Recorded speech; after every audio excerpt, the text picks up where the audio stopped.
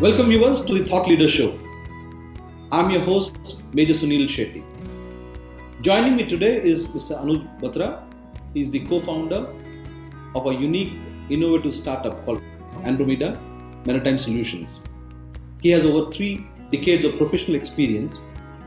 He was the CEO at Birla Lifestyle and also business head at Tata International. He's also a jury and mentor at Eureka event to be organized by IIT Bombay, and Delhi Technological University. As a mentor, he's involved in different sectors across health tech, wellness, Ayurveda, edutech in his professional career. Welcome, Mr. Batra. Welcome to the show. Thank you so very much, Dr. Shetty. It's a pleasure to be on Startup Team.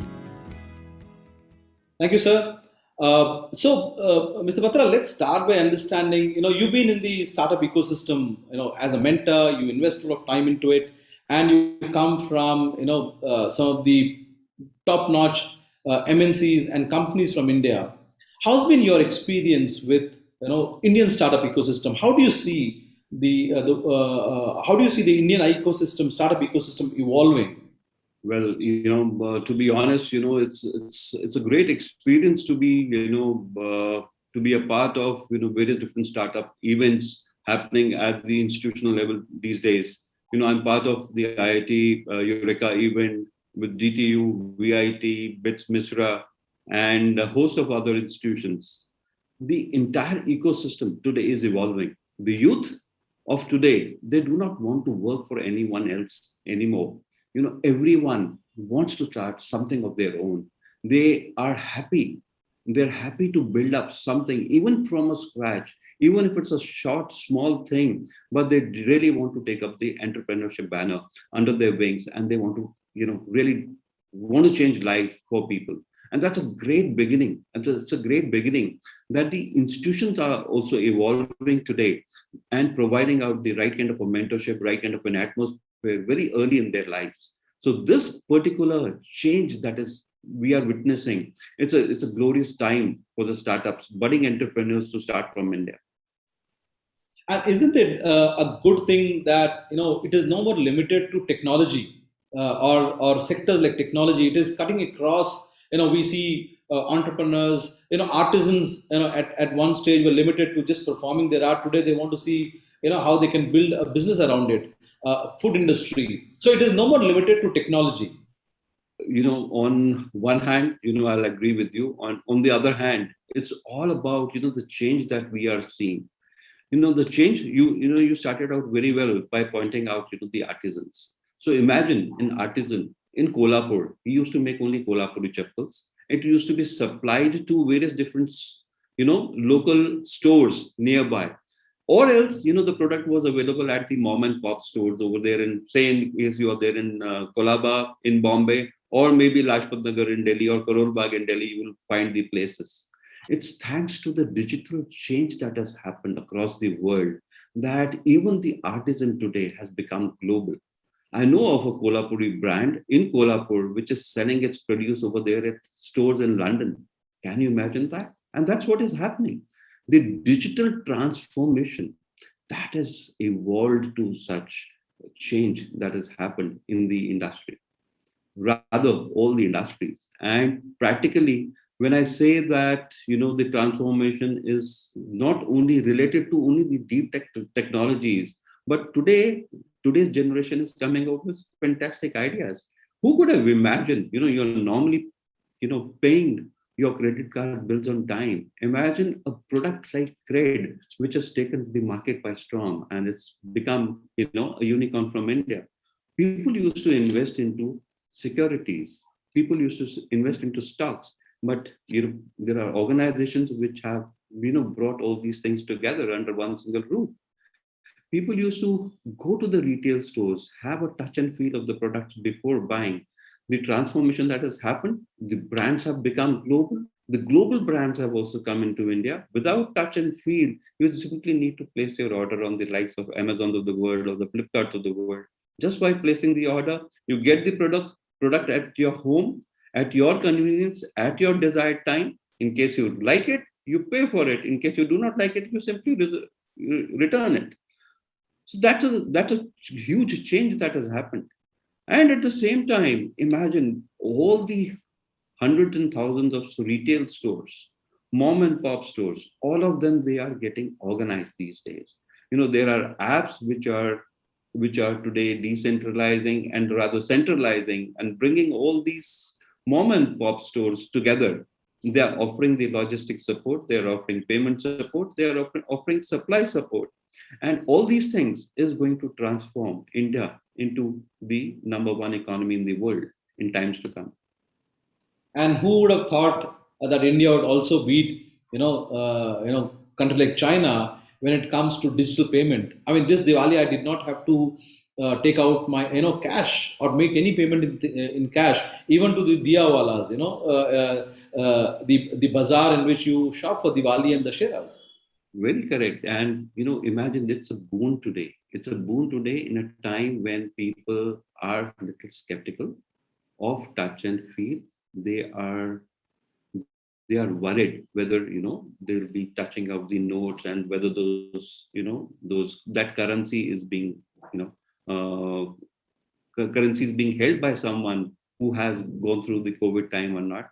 So they are digitally making the payment. Even you can buy out your diyas or garlands or flour or vegetables on the go. You know, it's again a great initiative. It's a great plus that happened from India. The digital payment solutions that were worked out. It's thanks to the demonetization happened. That's a boon. That's an after effect of the demonetization that companies like Paytm and the others, they have even the international organizations like Google, they came out with Google Pay. Yeah. You were the CEO at Birla Lifestyle, and also you are heading Tata. You're head of you're international head for Tata, business head for Tata International. Uh, Yes. how, as somebody who has come from a big company, and when you look at these startups coming up, do you think there is a space for startups when the big brands are there? I mean, you are also part. You're also part of the footwear industry with Tata International. Can you share some, your thoughts and insights into how do you see the big brands and startups coexisting in a marketplace like India? Look, the sheer size of the population, the sheer size of the customer base in India is very, very big, very huge, very, very, very huge. 90% of the times, there are times when only people used to like to wear only the brands. But how many brands have actually come up out of India, which can be said that they had a 1,000 odd crore turnover? Very, very few. Very, very, very few. I do not want to take away anything from the local producer. The local producer, what he lacked was the sheer will, one, will, and second, methodologies of going and spreading across various different territories. When you are working for a brand, it becomes easier for you to be able to get a couple of things. You are able to get a retail store at a prime space. You get a faster acceptability of the franchisees to be able to represent your brand. Third, there is a good acceptability of customer to be able to buy out into your product. But what happens? 90% of the wedding season actually gets bought. The things are getting bought over there from Chandni Chowk and Karol Bagh of the world. That is the prime market people used to visit. In case women wanted to buy out their lehengas or salwar suits and everything, they used to frequent out markets like Rajput Nagar and the others. The branded products used to confine itself in some pockets. I'm just talking about Delhi, but I can speak about each and every city, each and every market over here in Delhi of India, and a couple of other international markets. But just giving an example, the markets were confined, the retail spaces were confined as South Extension, Connaught Place of the world, something which could penetrate over there in Kamla Nagar for student-centric products. But this was primarily, the retail spaces. Then came the evolution of the malls. So overall journey where the product, right from product to retail, to consumption of the product, that has evolved because of the digital transformation. Now it's no longer the preview only of the large brands to be able to market out their products nationally. Even a small manufacturer, today he's got the scale. How have they got the scale? They are today selling and retailing it over there on Amazon. The brand has become national. In case the product quality is really good, in case your pricing strategy is right, in case you have little bit knowledge about how do you market out and position out your product in a different way, the shores of the consumers across India, all the states, it's quite open. People, very, very small brands, thanks to Myntra, Jabong, Flipkarts, Amazons, they have become 1,000 crore plus brands today. So that is the journey that even a small manufacturer from any particular state, maybe, an artisan, maybe a small brand, or maybe somebody who's just making their own produce at home, maybe somebody is only baking from home, they can become a national brand today. So it's all very encouraging time for the startups. This brings the fact that as they I think about 10 years back or 15 years back, I read an article where it said consumer is going to be the next king, which has already happened, right? The consumer is the king. Yeah. He or she decides how the businesses should behave. Now, when you talk about startups and you talk about small businesses where the resources may not be as much, how do they how do they give that how do they work towards giving that experience to consumer or the customer, that they come back to them again and again? Because I want to understand from your experience of having worked with two big companies of India, and if they have to translate the same thing for small companies, startups, how would that happen? In case, the startups have to replicate the success stories of these brands, there is one simple rule for this. That rule simply starts out by first and foremost identifying the, the product or the service that you're trying to find out. Is it going to be necessary for the customer? One. And secondly, for how long the customer is going to be using it. In case there is a need for a product or a service, mind you, it's all about serving that need. First and foremost, identifying the need. That means identifying the problem being faced by the customer, and then trying to devise out a strategy that this is the product that I'll be offering, and this is how it's going to be solving out your need, which is not being met, or probably is not being met to your 100% satisfaction. So that wow factor has been right since beginning, since the trade started in the world centuries ago. That wow factor will continue. That wow factor is what the startups also, irrespective of the size, irrespective of the market, the customer generally comes in one customer at a time, but one is the mother of 10,000. You have one good satisfied customer, and you'll have 10,000 more people coming over to you. So now let's come to the startups that you're associated with. Tell us something about the Andromeda Maritime Solutions. It is into water, providing water solutions. Tell us Yes. what is it into? To tell you something about Andromeda, my journey actually started with them as a mentor initially. And today I'm a co-founder with the organization. I look after the go-to-market strategy. I look after the business development part of it. I look out the overall strategy of how it can really change and impact lives of people around the world.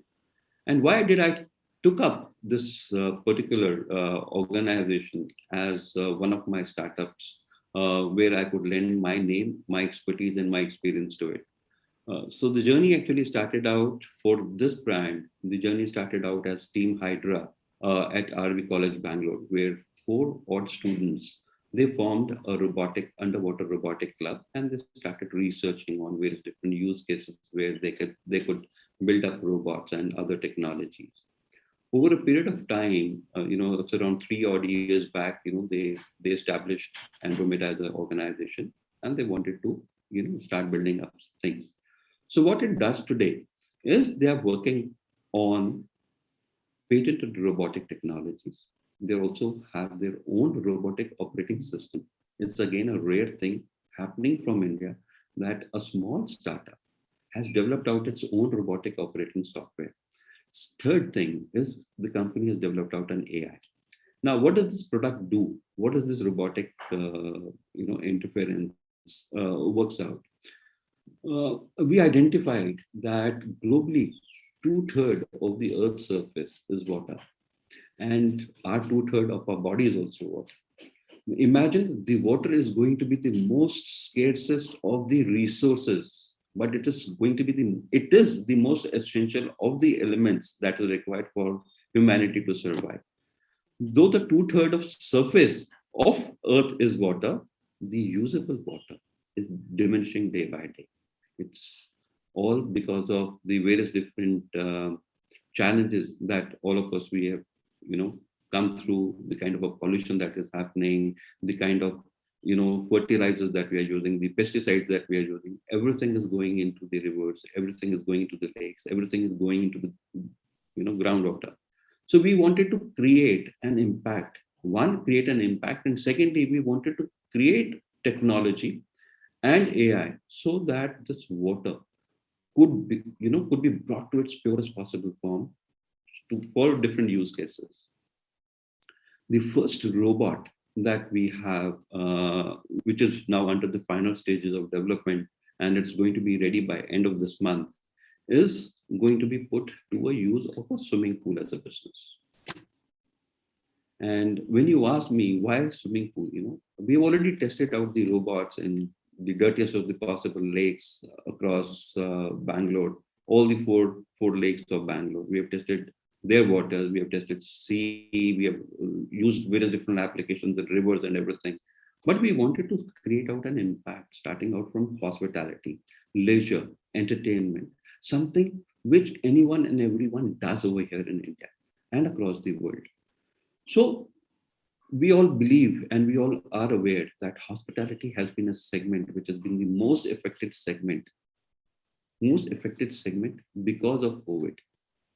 Another skepticism is that in case the COVID can spread through air, can COVID spread through water as well? So that's a big question. Now, how do we purify water? But first and foremost is how do we identify whether this water is absolutely pure, it is usable, it's drinkable, or it can be put to use in various different other cases. So what we identified was, let us try and help the hospitality segment, which is the most affected segment in the industry because of COVID.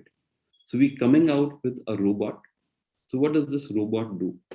It's called Pool Buddy from Andromeda. So that's the name that we have pointed out. Now, what Pool Buddy does is it goes into the swimming pool water autonomously. It reads the chemistry of the water on its own based on the sensors that are put across onto the robot itself. So after reading the chemistry, it identifies what are the different impurities, chemicals, composition, bacteria, viruses. And then again, we have a first patented technology on the robot where it dispenses various different chemicals based on the robot itself. So there is a chemical chamber in the robot itself, different chemicals are put over there. Now, based on global index called LSI, it dispenses various different chemicals to bring the water to the purest possible form. So finally, coming to your views about My Startup TV, a channel which is for startups and enablers. What are your thoughts about our channel? Oh, such initiatives, believe you me, is going to really catapult and bring forth the inherent potential of the startups. One, how do people come to know about startups? How do people get to know that these are the changes that are happening? It's startup industry per se, it appears to be always in limelight because there's so much of a funding that is happening, everything is happening around it. One, probably My Startup TV can actually showcase out the new technologies, the new startups coming in, give them exposure, give them the face to the world. I think it's a great thing that My Startup TV is actually doing. All the very best to you, and such initiatives are definitely welcome. And I will, recommend, a couple of thousand startups that I have been, associated with part of over the last 6-7 years now. I would definitely put them across to My Startup TV, and they'll be definitely be happy to be given a certain audience over here. Many of them, they have raised funds. Many of them, they're looking at raising funds, but all of them definitely are looking at more and more exposure. Thank you, Mr. Batra. Thank you for joining us, and we look forward to hosting you on our panel shows in the future. Thank you very much. Thank you so very much for the opportunity to share it out with the others. India definitely is shining, and I look forward to contributing more on my startup TV. Thank you very much. Thank you for the opportunity.